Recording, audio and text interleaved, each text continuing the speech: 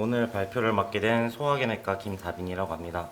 제가 오늘 발표할 주제는 2022년도에 10월 달쯤에 발표된 에스모 클리니컬 프랙티스 가이드라인이고 좀 빌리어리 트랙 캔서의 좀 약간 전반적인 진단 및 치료 방법에 대한 거가 저널이 있었어 가지고 이거에 대해서 조금 소개해 드리고자 발표를 준비하였습니다.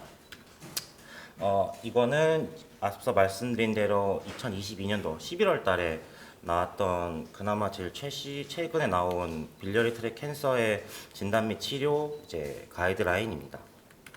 그래서 처음에 이게 소개 부분부터 보면은 빌리어리 트랙 캔서는 약간 드물지만 되게 공격적인 암으로 되어 있고 이 발표에서는 보통 진단 및 치료 그리고 약간 팔로우하는 과정에 대한 그 임상 진행 가이드라인에 대해서 내용을 다룬 거고 물론 이제 가이드라인 자체는 약간 의료 전문가를 위한 것이고 좀 개별 환자 치료는 좀 약간 의료 전문가와 상의하라고 되어 있고 막 구체적인 권장 사항은 아니라고 되어 있습니다.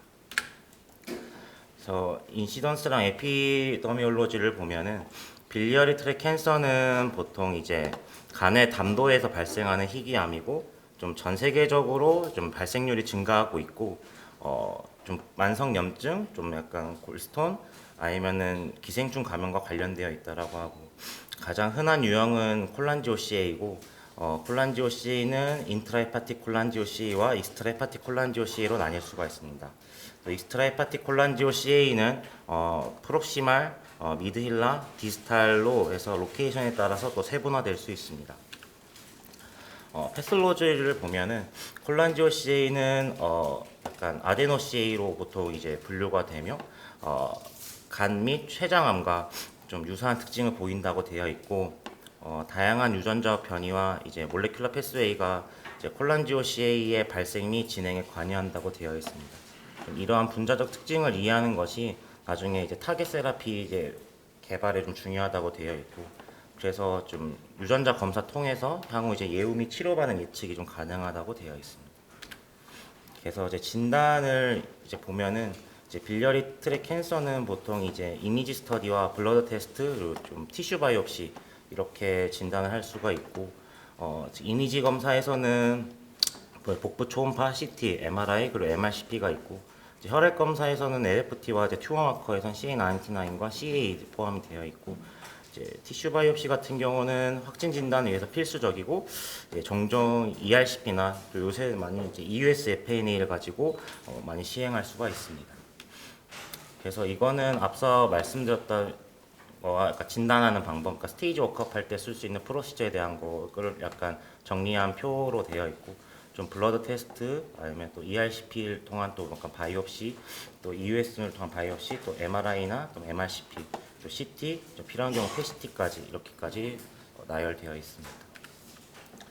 이제 빌리어리 트랙 캔서의 이제 병기 결정은 보통 이제 종양의 크기와 그리고 범위 또 림프절 인볼브먼트나 디스턴트 메타를 가지고 결정하게 됩니다.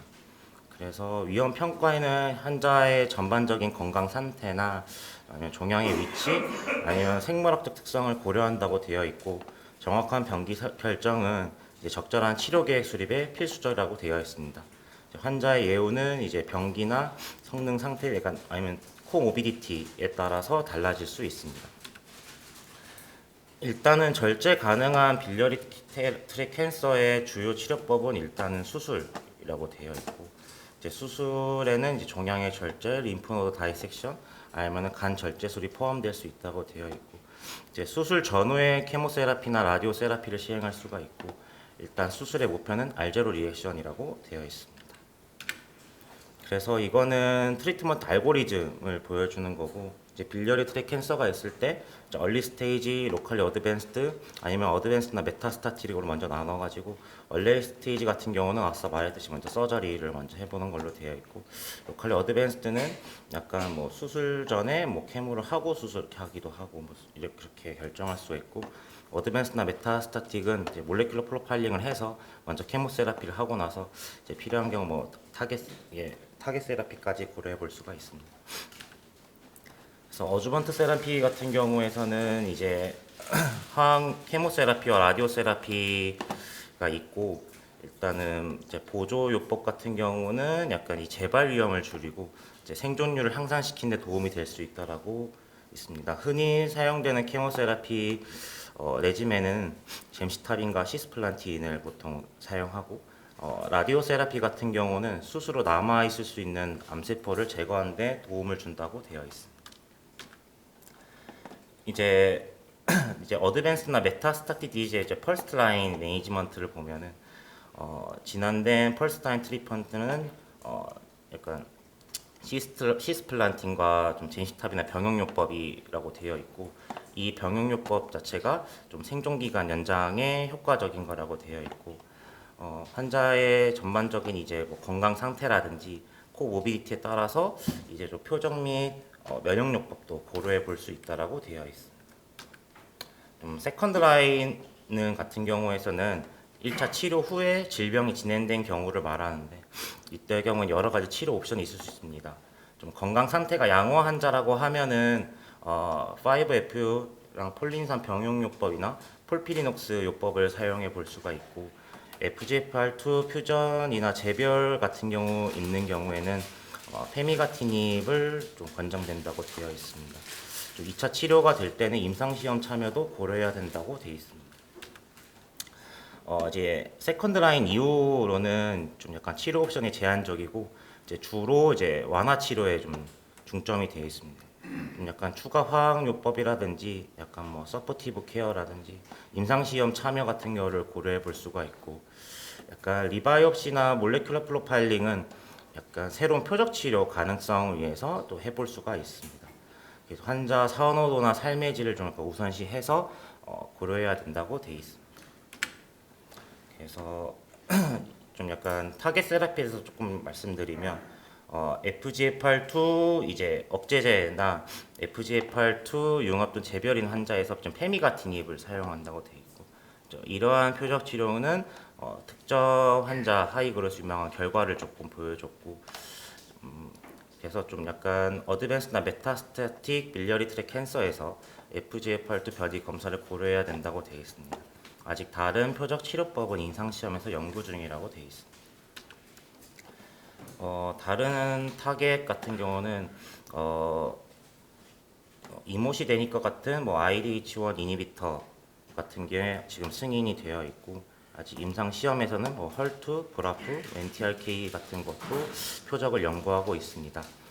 BTC 표적 치료 분야는 아직 좀 점점 계속 발전을 하고 있고, 이제 몰레큘러 프로파일링이 이런 이점을 얻을 수 있는 환자를 식별하는데 필수적이라고 할 수 있습니다.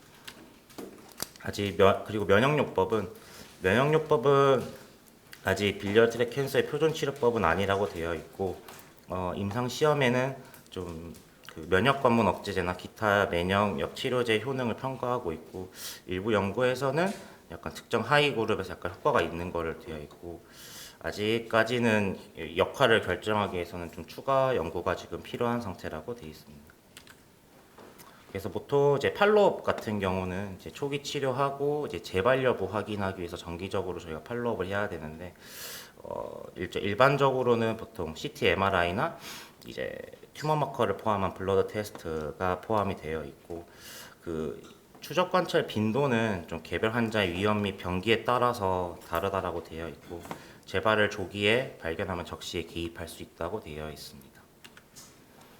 그래서 이 추적 관찰 중에 이제 정기적인 임상 평가가 필수적이고, 이러한 평가에는 이제 철저하게 이제 병력 청취 아니면 피지컬 리그잼이 포함이 되어야 된다고 하고 있고, 환자는 재발을 시사하는 증상이 있는지 저희가 모니터링을 해야 하고, 이제 뭐 열린 소통이 좀 필요하다라고 되어 있습니다. 이제 뭐 이거는 생존자니까 장기적인 신체 영향을 줄 수가 있어서 뭐 이제 치료를 오랫동안 받다 보면은 뭐 피로나 통증, 뭐 담도합병증, 소화 문제가 발생할 수 있기 때문에 약간 이러한 부작용을 적절하게 관리하는 것도 중요하다고 되어 있습니다. 또 심리 사회적 같은 경우에도 이제 뭐 불안감이라든지 이제 우울 아니면 재발에 대한 두려움 같은 게 생길 수가 있어서 좀 약간 심리 사회적 약간 지원 같은 것도 필요할 수 있다라고 되어 있습니다.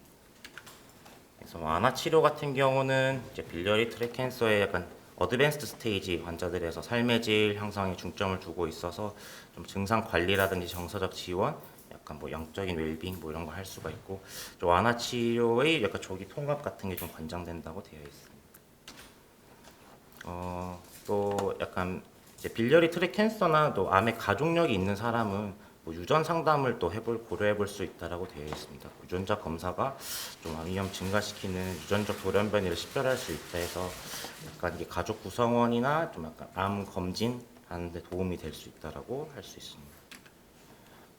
이거는 약간 간이식 파트에 대해서도 조금 거긴 좀 약간 소개된 부분이 있어서 짧게 소개드리면, 이제 간이식 같은 경우는 이제 간에 이제 국한된 이제 약간 전체 불가능한 종양이 있는 약간 일부 인트라헤파틱 콜란지오CA 환자에게 좀 적합한 옵션이 될 수 있다라고 되어 있고, 근데 이게 워낙 적격성을 결정하기 위해서는 좀 엄격한 선택 기준이 좀 적용이 된다고 되어 있고, 약간 이게 되게 복잡한 절차여서 약간 이거는 다학제팀이 약간 뭐 신중한 결정이 필요하다고 약간 잠시 소개하는 정도로 언급하고 있습니다.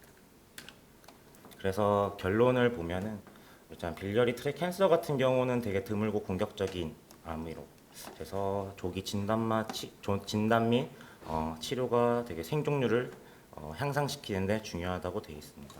그래서 환자의 약간 특정 상황에 맞는 최상의 치료법은 이 가이드라인을 참고하되 좀 의료 전문가와 상의가 필요하다고 되어 있고, 이거는 에스모 가이드라인은 정기적으로 좀 업데이트가 되기 때문에 좀 필요하신 분은 한 번씩 확인해 보시는 게 좋을 것 같습니다.